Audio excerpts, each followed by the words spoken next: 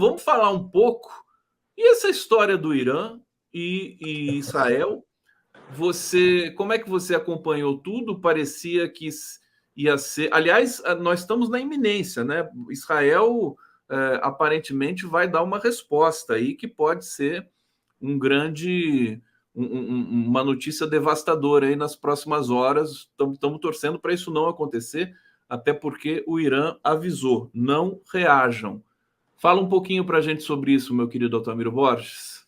Beleza. Depois eu vou ver a entrevista com ela. Infelizmente, eu estava em outra atividade e não consegui pegar. Vou assistir e aí já fica de pé aí a sua sugestão de convidá-la para um debate lá no Barão. Boa ideia. Tudo bem, doutor Conde? Bom dia ou boa tarde, né? Eu não almocei, você não almoçou, então é bom dia ainda.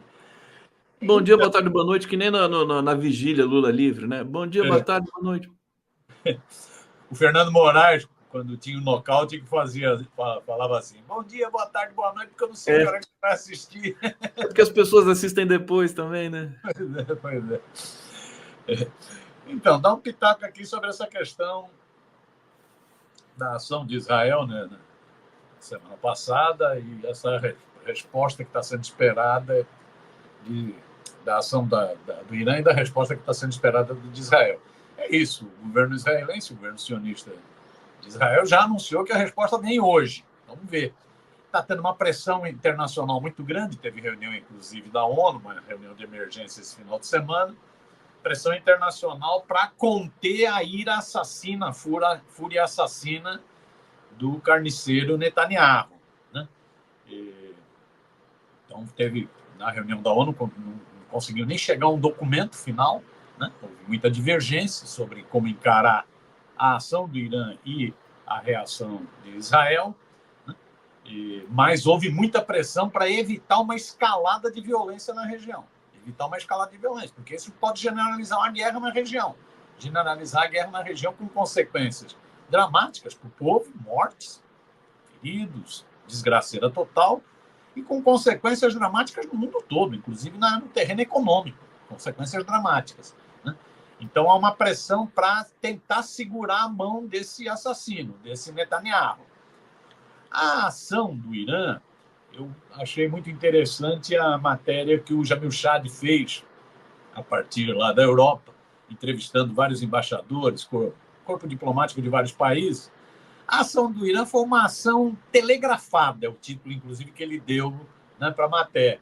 O Irã avisou que ia reagir. O Irã tinha sido atacado covardemente, né, aquela ação do dia 1º de abril, né, um ataque que fere a soberania de 2 países, feriu a soberania do Irã, porque atacou a embaixada do Irã em Damasco, e feriu a soberania da Síria. Né? Então, foi atacado, um ataque com morte de funcionários da embaixada e com morte de uma das principais figuras da Guarda Revolucionária Iraniana, que é uma guarda que tem uma grande simbologia para o Irã. Foi a guarda que... Né, foram esses revolucionários que tiraram do poder o ditador Reza Pahlavi, foram esses revolucionários que expulsaram os Estados Unidos. Né? Então, Israel está sendo acusado de ter promovido aquele ataque, um ataque que fere a soberania do Irã, da Síria, que mata uma referência do povo iraniano. Né? O Irã reage com os drones, mas como disse o Jamil Chad, ouvindo vários embaixadores, foi um negócio calculado, foi um negócio quase que avisado, ó, nós vamos reagir. O Zé Arbex falou que foi um carinho do Irã. Pois é, o Celso Amorim chegou a falar em gesto, foi um gesto, uma reação. Um gesto. Um gesto, né? Do Arbex, um carinho. Arbex é uma figura. Foi uma reação, né? Mas muito, telegrafada, avisada, né? 3 dias de antecedência, quer dizer... sem maiores consequências. Lógico que é sempre um ataque, né? Sempre gera crise. Né? Agora tem que ver a reação de Israel. Israel está provocando. Israel está provocando porque está se isolando muito no mundo, está se isolando, você vê, mesmo os Estados Unidos que financiam Israel, né? Israel, alguns chegam a chamar de porta-aviões dos Estados Unidos na região, né? Um capacho dos Estados Unidos, serve aos interesses dos Estados Unidos na região, petróleo e tal. Né? Mas os Estados Unidos, o Biden, em função da campanha eleitoral dos Estados Unidos, começa a fazer críticas ao carniceiro, ao Netanyahu. Os Estados Unidos, pela primeira vez, se absteve em uma votação contra Israel, pela primeira vez.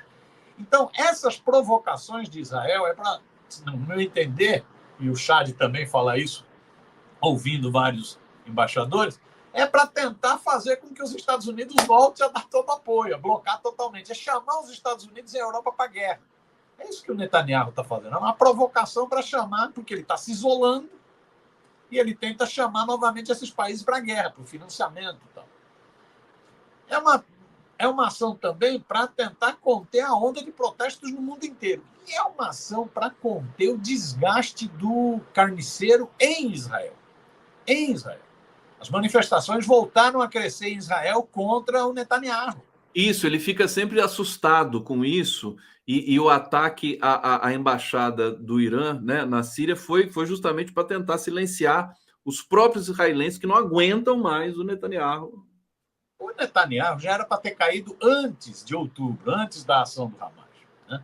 Netanyahu era para ter caído porque ele é acusado, ele tem 5 inquéritos de corrupção, é um bandido, ele, filho dele, bandido, filho dele nem... Ele chama todo mundo para ser alista. Bom, o filho dele está nos Estados Unidos, está no bem bom. Né? É uma família de bandidos, um bandido corrupto. Além disso, ele estava tentando restringir os espaços democráticos em Israel. Falam muito em Israel, uma maior democracia na região. Isso também é conversa para boi dormir. Acabou de censurar, né, de proibir Al Jazeera. Al Jazeera.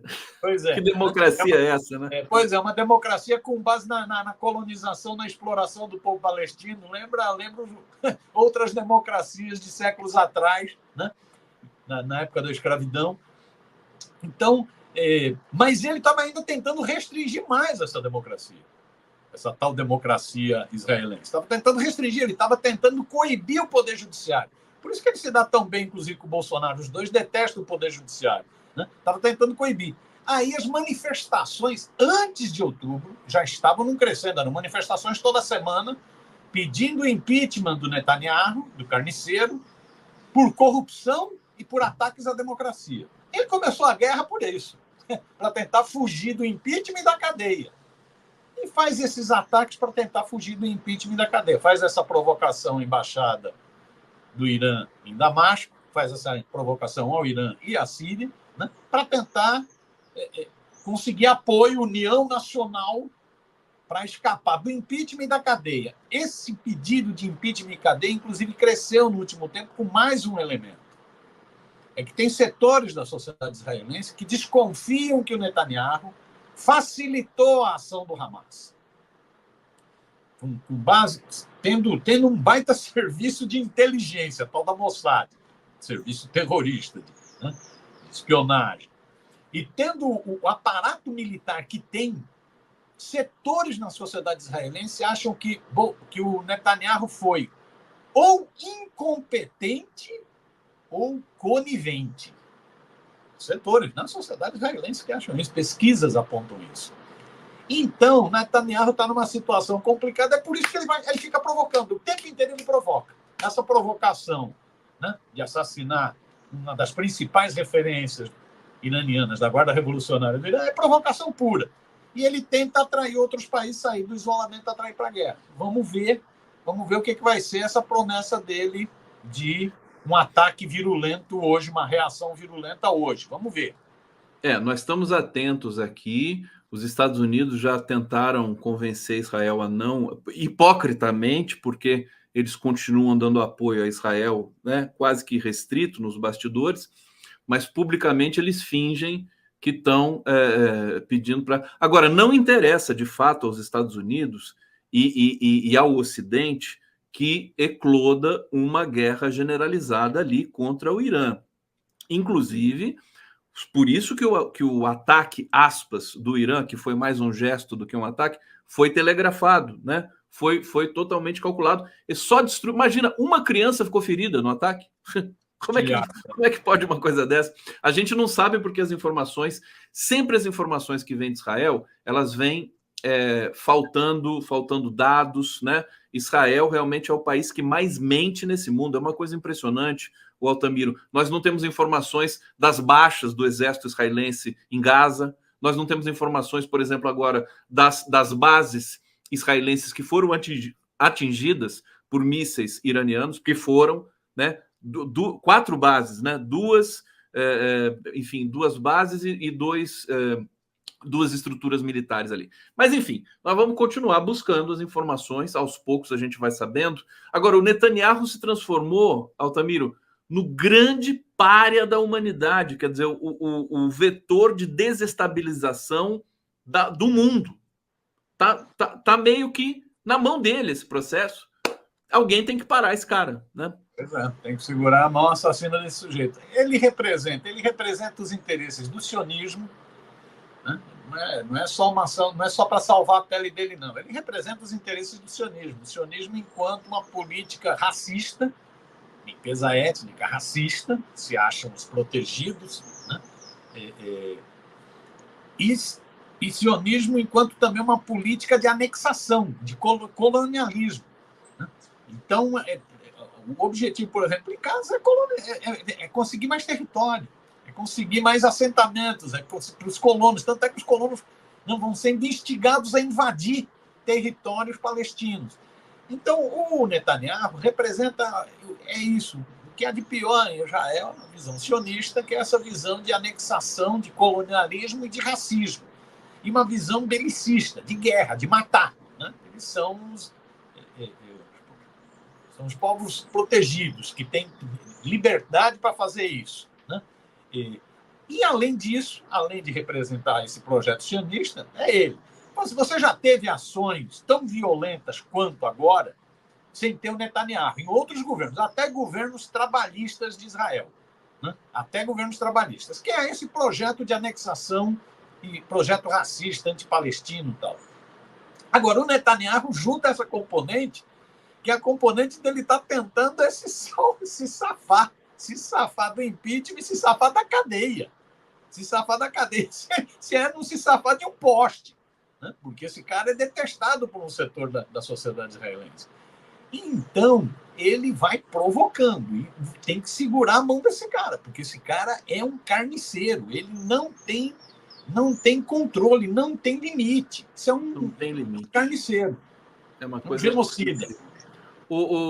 Altamiro, eu não sei se você chegou a ver a notícia que eu dei aqui em primeira mão com a mensagem do José Gomes, mas eu vou passar para você. Caso você não saiba, a Gabriela Hart e mais 3 desembargadores são afastados pelo CNJ agora. A vontade que eu tenho é de ler essa notícia o dia inteiro, assim, né? Pelo CNJ agora. Vamos continuar dando essa repercussão aqui. Edson Antunes está dizendo: carro elétrico é uma utopia, não é ecológico. Robson Bob Sobreira: Clarice, é possível geradores mel de mel para casas? Eu vou passar essa questão para Clarice, meu querido Robson, porque ela já não está mais aqui, infelizmente. Agora, só lembrar também que o carro elétrico, eu já trouxe aqui pessoas que defendem o carro elétrico. Existe, nós somos aqui, 11 News, sobretudo, né, democracia total. Quem defende, quem não defende. Eu acho que acho que é tudo uma questão de ritmo, né? As pessoas querem fazer carro elétrico, aí querem fazer só carro elétrico, e aí acaba pressionando, né? Setores da economia, desregulando algumas coisas, que nem essa coisa escandalosa, você não viu, mas, por exemplo, o Brasil, cada parque eólico que é inaugurado, ou solar, Altamiro, prejudica o Brasil. Eu fiquei surpreso, e a Clarice explicou isso para a gente, quer dizer, não adianta ficar construindo parque eólico assim sem parar, o Brasil está produzindo mais energia do que precisa e está sobrecarregando o sistema. Mas enfim, nosso tema aqui é outro. Eu quero perguntar para você o seguinte: você viu o artigo que o Rovai escreveu sobre o Lula, o Padilha e o Lira? Chegou a ver? Não vi. Então, peraí. Então, porque eu vou contar e vou te perguntar. O artigo do Rovai é: Lula ataca Lira por Padilha e mira acordo com Edir Macedo. Lira sentiu que Lula entrou na disputa para eleger alguém mais confiável para a presidência da Câmara e, por isso, atacou Padilha, como que dando um recado. Abre-se uma porta de oportunidade para um acordo com o bispo Edir Macedo na sucessão da Câmara. A rigor, o que o Rovai diz é que a briga do Lira com o Padilha não é com o Padilha. A briga do Lira é com o Lula. É o Lula que quer se ver livre desse mafioso de uma vez. Como é que você está vendo? Como é que você viu esse entrevero? A resposta tão elegante do Padilha, que, na minha opinião, deu um salto, assim, cresceu no governo com essa história toda, e essa história do Lula operar, assim, na penumbra, né, nessa situação. Então, deixa eu só dar um pitaquinho, só uma informação. Talvez ajude a entender por que o Musk está tão descontrolado, né? Parece que cheirou alguma coisa estragada.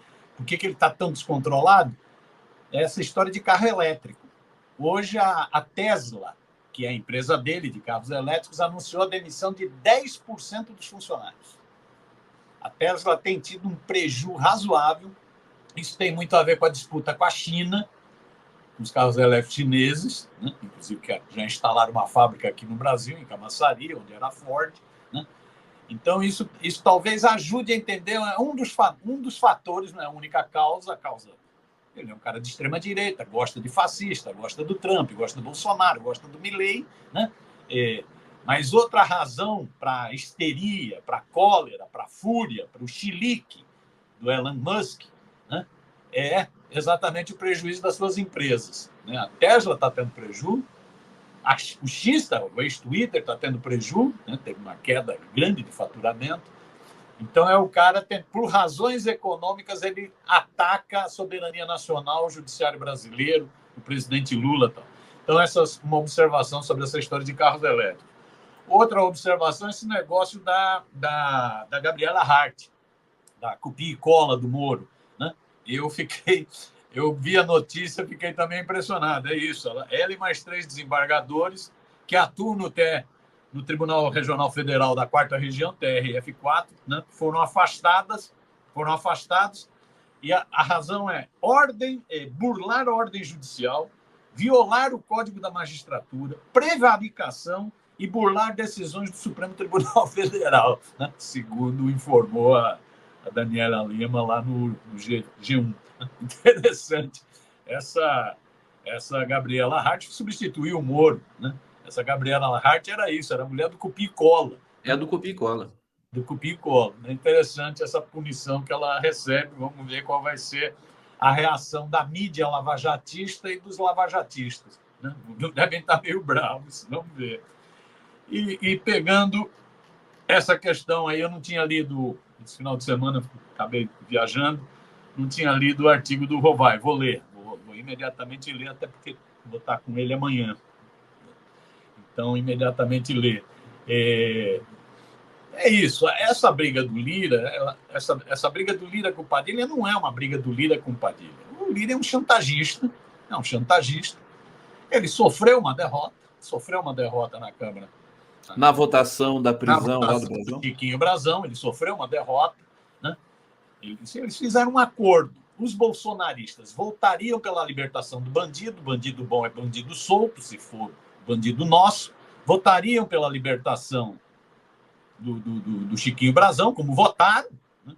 Mesmo Dudu Bananinha, o filhote 03 do Bolsonaro, não pôde votar porque estava conspirando contra o Brasil no exterior, mas fez um vídeo defendendo o Chiquinho Brazão. Votaram. Eles gostam muito de milicianos, né? Condecoram milicianos, empregam milicianos. Então, votaram. E o Centrão se ausentaria. Esse era o acordo. O Centrão se ausenta, os bolsonaristas votam pela libertação do Chiquinho Brazão, e aí não atinge o quórum necessário para mantê-lo na prisão. Só que se deu mal, o acordo deu zica. E quem se desgastou muito foi o candidato do Lira à presidência da Câmara, a sucedê-lo, a manter o esquema dele na Câmara. Porque o candidato do Lira, lá do União Brasil da Bahia, foi explícito na defesa do miliciano, do Chiquinho Brazão. E aí o Lira se dançou. Por isso que ele ficou tão nervosinho, né? E ataca o Padilha. Mas o ataque não é o Padilha. Até porque, como brincou o Lula, já que está sendo atacado, eu de teimoso vou manter até muito tempo. E também é um ataque também ao próprio parlamento, porque o parlamento está de saco cheio com o Lira também já, né? E ele está percebendo que está chegando ao final do mandato e ele pode cair no ostracismo. Outros presidentes de Câmara caíram no ostracismo. É só lembrar o Rodrigo Maia. Cai no ostracismo. Pode cair no ostracismo. Então, ele está querendo manter o seu poder. Está querendo se cacifar. E aí, então, ele aumenta o tom. Como não dá para bater direto no Lula, ele fica batendo em ministros. Bate na Nízia, querendo um pedaço da saúde, bate no Padilha, né? Xingando. O Padilha teve uma reação, como você diz, eu não vou me colocar nessa altura aí, não, né? Nesse baixo nível, né? Uma reação corretíssima, né? Agora, isso mostra enfraquecimento. E pode indicar isso. Me parece que o problema principal está na disputa da Câmara mesmo, né? Então, eu vou ler esse artigo do Rovai, né? Porque pode ser que aí já esteja uma articulação para rifar o candidato do Padilha. No total, a gente está chegando, Altamiro, naquele momento que talvez seja um momento que vai dar um respiro para esse governo Lula, que é o Campos Neto fora do Banco Central e o Arthur Lira fora da presidência da Câmara. Quer dizer, aí o governo tende a deslanchar se nenhuma outra besteira acontecer no meio do caminho. Miro, quero falar do Elon Musk com você rapidamente, porque nós estamos aqui no último bloco. O Alexandre de Moraes está sob ataque. Você viu isso no Brasil? Editoriais, o Glenn Greenwald, né, que a gente já conhece, editoriais de Folha e Estadão. O que está acontecendo, Altamiro? O Alexandre de Moraes foi referência, ainda é referência, né, de uma salvaguarda da nossa democracia. Agora a Folha está dizendo que ele é autoritário, sim, e tudo mais. Está dando razão para o Bolsonaro. E agora? Como é que fica isso, Altamiro? Perigoso, né? Então, Conde, eu acho que a primeira ação do Elon Musk é isso. Tem razões econômicas, eu estava falando da Tesla agora, né, da demissão de 10% dos funcionários, mas tem razões políticas. É uma orquestração internacional. Veio aquele provocador, aquele jornalistazinho, né, estadunidense, falar mentiras, né, do tal dossiê do Twitter que mostraria censura, tal, que foi o que serviu de base para Elon Musk e para o ataque, né? Depois ele não está falando do Glenn Greenwald, não, está falando daquele outro, né? Sim, é um nome lá esquisito. Esqueci que depois, inclusive, falou que se enganou. Né? Isso. Falou, né? Mentiu. Ele não disse mentiu porque ficaria muito. Né? Mas pediu desculpas pelo erro dele de informação. Mas foi o que serviu de base para o Elon Musk vir com ataque, vir para o ataque. Mas isso mostra uma articulação internacional. Esse cara foi convidado por aquele cara, aquele deputado do Novo do Rio Grande do Sul, que é um bolsonarista do Novo do Rio Grande do Sul, né? Aquele pivete lá do Rio Grande do Sul. Mostra uma articulação internacional, que é uma articulação internacional da extrema-direita. Então, junta esse sujeito do arquivo do Twitter, junta o Musk, uma articulação de extrema-direita, junta essas viagens que os bolsonaristas estão fazendo, uma articulação de extrema-direita em apoio ao bolsonarismo aqui no Brasil, dizendo que é perseguido pelo judiciário, que a censura no Brasil, que, como diz o Musk, o Alexandre de Moraes seria um ditador. Né? Isso é um jogo internacional da extrema-direita, com base naquele jornalistazinho, mais o Musk, né? Se aliando ao bolsonarismo. Esse é um ataque para desgastar o Supremo, né? Para questionar, porque o Musk questionou o resultado das eleições, esse jornalistazinho questionou o resultado das eleições no Brasil, né? Para desgastar a democracia brasileira, né? Faz parte desse ataque do bolsonarismo. Chama a atenção essa parcela da mídia. Né? O editorial da Folha é descarado o editorial da Folha. Né? É se somando ao Musk e aos bolsonaristas num ataque ao Alexandre de Moraes, dizendo que ele está com superpoderes. Né? Que ele está com superpoderes e que isso é muito perigoso, está muita exposição, que o judiciário tem que voltar a ficar em baixo perfil. Interessante, a Folha não reclamou quando o judiciário atuou ativamente pelo impeachment da presidenta Dilma, quando o judiciário atuou ativamente pela prisão do ex-presidente Lula. Não reclamou de que o judiciário estava muito ativo, né? Estava politizando demais, estava judicializando a política. Agora resolveu reclamar. Está estranho isso. Né?